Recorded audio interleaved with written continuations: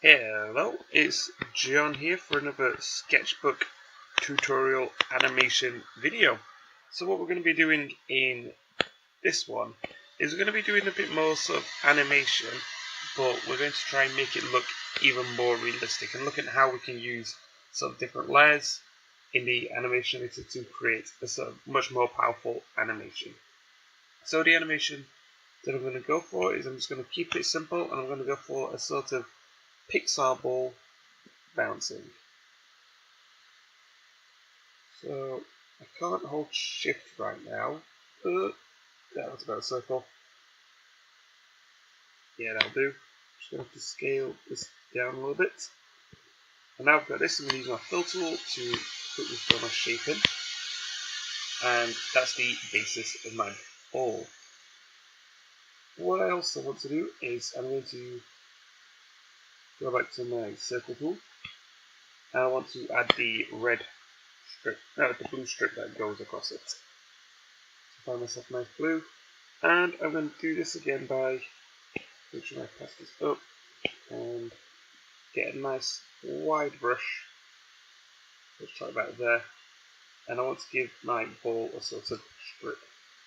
So I'm just going to zoom out and create the strip about here.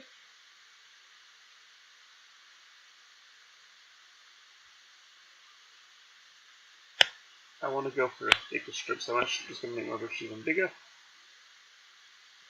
Let's try that again.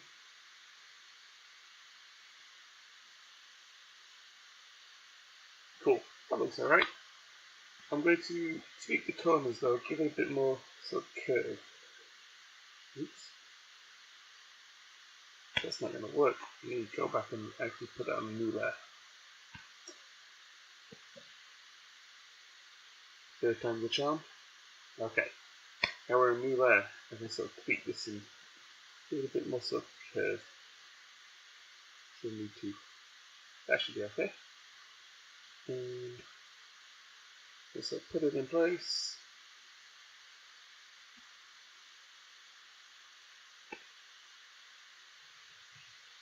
What do you think? About there should be okay.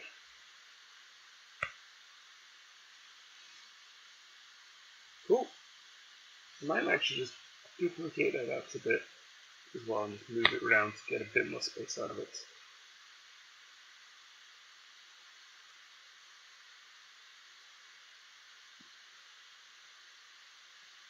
Cool, that should do.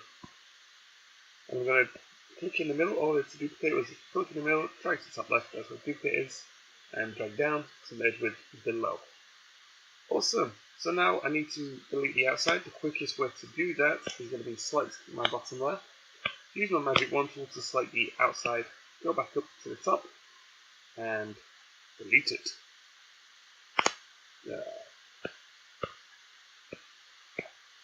Cool. So now I've got the outside. Now I have my ball. This is going to be the base of my ball that's going to rotate. I want to give my ball a little bit more life though. So what I'm going to do is let's try the brush. Let's go through our brush options and let's pick a nice sort of textury brush to give it a few sort of scratches, almost like a rubber. Move it out of the way. Put all this on a new layer just so I can sort of sample it, try it all out. Get my yellow, go a bit darker. And let's zoom in and have a bit of a look.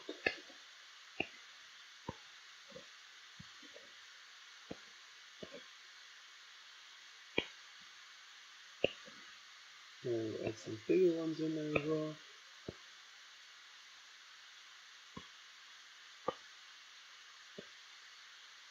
Maybe something like a darker tone. Cool. And I'm just going to soften these ones out that went onto the blue.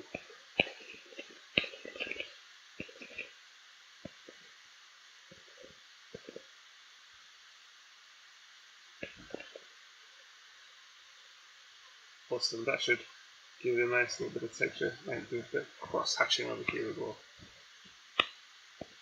Drop the opacity on that, make it a bit bigger. Very good. That should give it a nice sort of shaded texture feel to it. Awesome.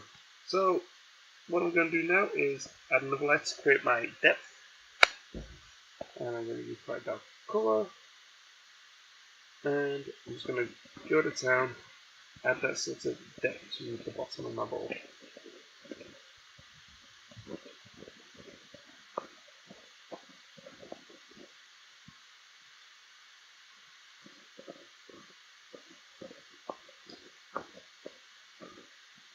And let's do the same with an almost white up in the top part.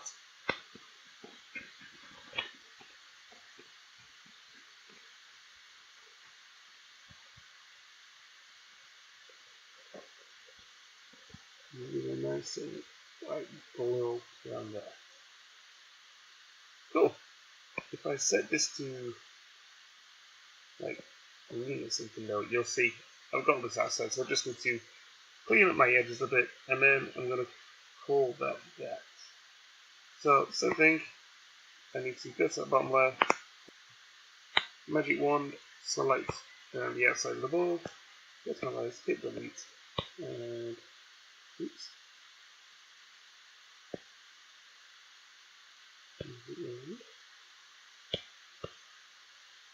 Select the top layer and hit delete. Awesome. So there we go. Now I've got that. I can play with these a little bit. Drop my texture so it's less obvious. And then I can even, like, we toggle the shading. This is where we really get the life of the ball. It's too bright, so let's take it down so it's a bit more subtle. We could always try some of the blending modes. See what we get our best options from. But I'm just going to leave it at normal, maybe go to about 70%.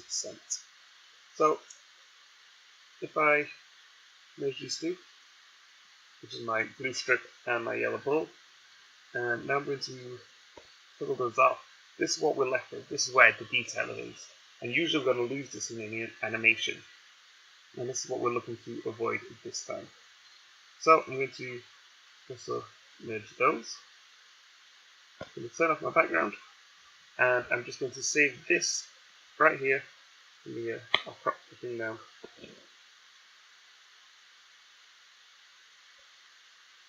I'm going to save this right here as my top layer. So I'll call it my highlights. I'm going to save it as a PNG. It's important that we save this as a PNG.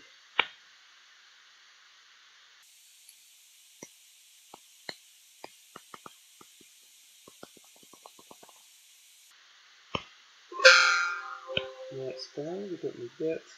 And I'm going to save this as my base colour. Same thing again, PNG.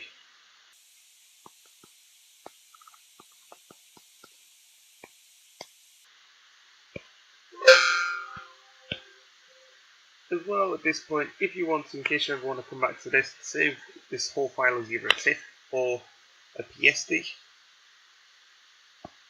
So I'm just going to call this all and leave it as a TIFF.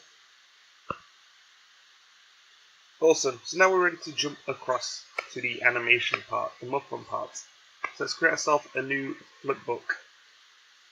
And inside here, by default, we've got a couple of presets. I'm just going to go for low HD, keep it simple. 24 frames, because we're going to go for sort of like a high realism here. And for the start, I'm just going to start with 6, because we can, so we can add numbers to this as we go and then everything back. So first things first, let's get our background sorted. And because we're going for a high realism on this, we're going to want a realistic background. So I'm just going to take this background. It's free to use pixels background.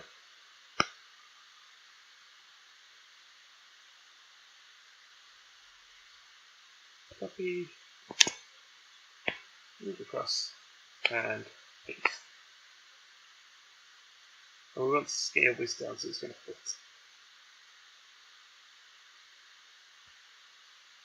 And we're also going to want to do that for. I'm going to drop the height on it because I'd like to see the lamp.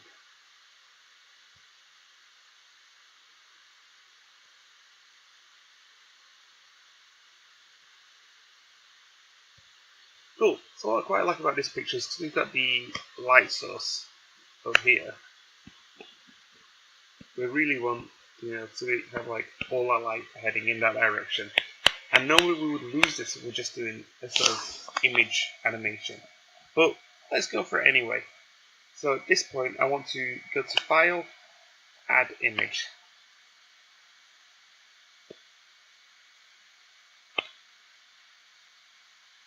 And I'm just going to my documents, I'm going to find my base, and I'm going to add my base. Cool, so now that's okay. And I'm going to click on my foreground this time, I'm going to add image, and find my highlights. It moved just a little bit, which is a little bit annoying. That'll do. So, now we're going to be able to utilize this. So now what we want to do is scale this down. So we'll do this manually with the finicky and find the right size. This is that up here. It's fine, I'll do it there in a minute. And scale it down so the ball's going to be the right size for our image. Which let's say is about, I'm just going to go big even though it's going to be severe. But there we go. Go big, and then same thing with this one. Scale it down.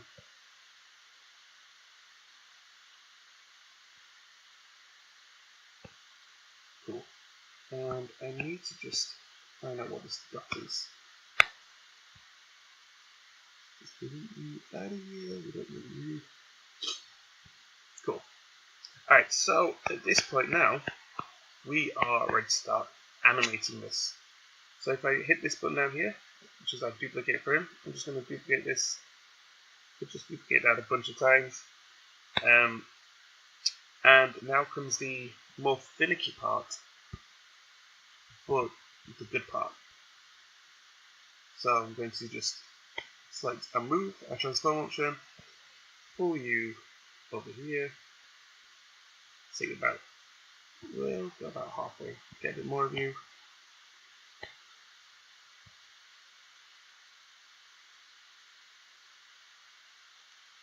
And like I said, a bit finicky, but it's fine. So, next one, let's turn on running screen as well so you can see our previous frame and after frame. So, drag you to about here, and bring you with. But now here's the clever part. This right here is going to be the clever part. Because of how we've done our shading and lighting on different layers, we can take this light source over here and really apply.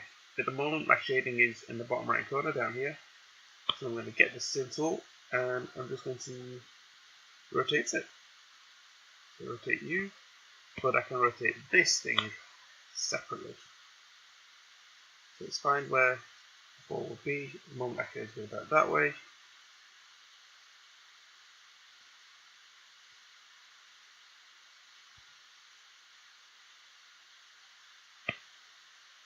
And same thing as before, we just want to sort of duplicate and move these. So I'm going to spend a bit of time, I'll just edit this part up, speed it up, and get my ball, doing a little bounce, and moving off screen.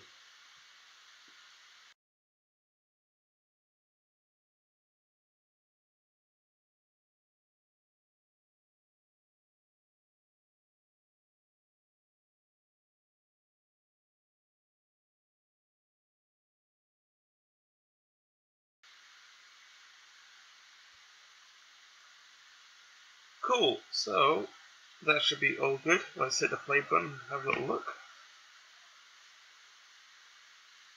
Oh, it's really fast.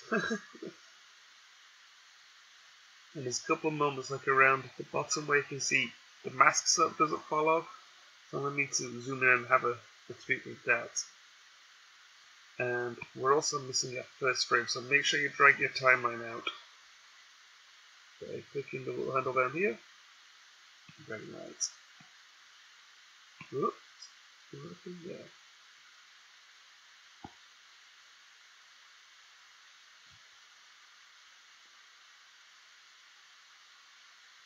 There we go.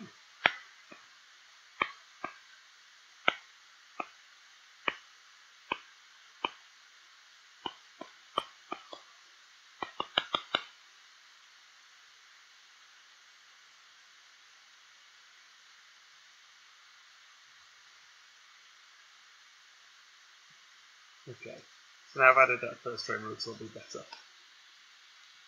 So, I mean, there's a bit of cleaning up to do, but you can see like the power of using the two layers for your highlights and your base color. Let's play with this a little bit more, just real quick. What I'm gonna do is, I think on the midground, yeah, defining midground, I'm gonna grab my airbrush again and start doing some shadows. So the shadows are gonna be just simply, where the ball is, just a little bit sort of like underneath. Let's set my brush a bit smaller.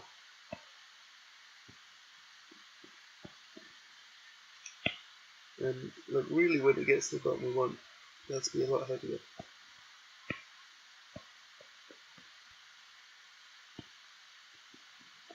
And I'm quite fainted out there.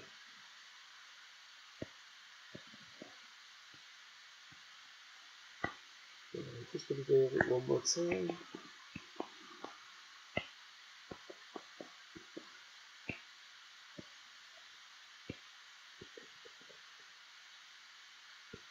If you go wrong, just again make use of that soft erase to soften out some of the edges.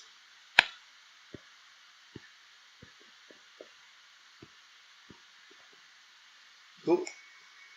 And that should blend it into the scene a bit more. And let's do one more thing just to make this look a little bit even better, almost a little bit more cartoony. We're going to use a tool that I used briefly earlier, and that's this free transform tool. So I'm going to take my base layer. This is probably going to get a bit messy, but I'm going to, not much, zoom in a bit. Not much, but give it a little.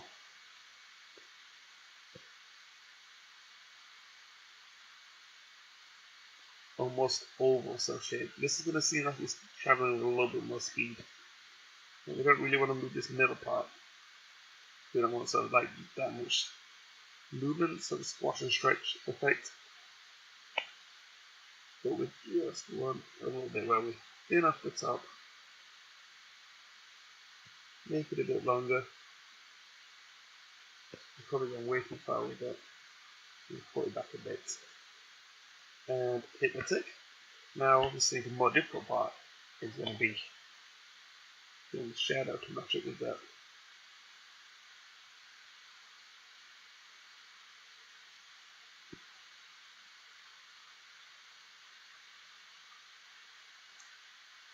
Actually, it wasn't as difficult as I thought it would be. So it doesn't matter that we're sort of losing shape of it here. Rightfully, I'd probably like to just edit, flip, transform that. What you can do. I'm going to do the same on this one, but all I'm going to do is actually just sort of squash it down a little bit, make it a bit thinner.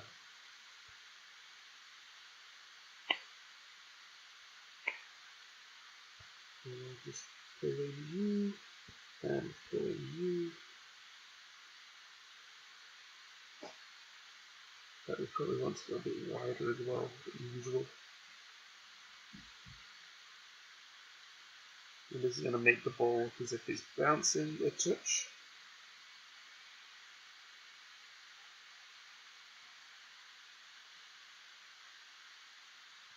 Anything too far? It's fine. You won't notice in the speed of the animation. And free transform again. Pull you out. You out. Oops, don't rotate you. Just drag.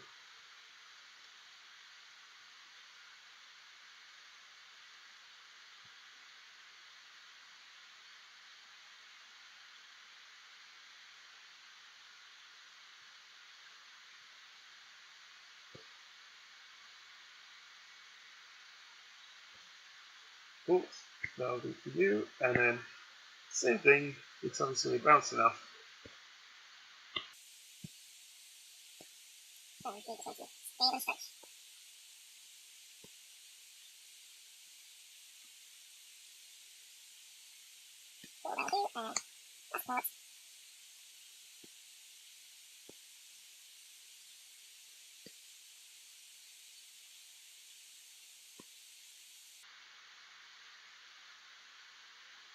That'll do. Alright then, let's hit play, shall we? Give it a go, see how it looks.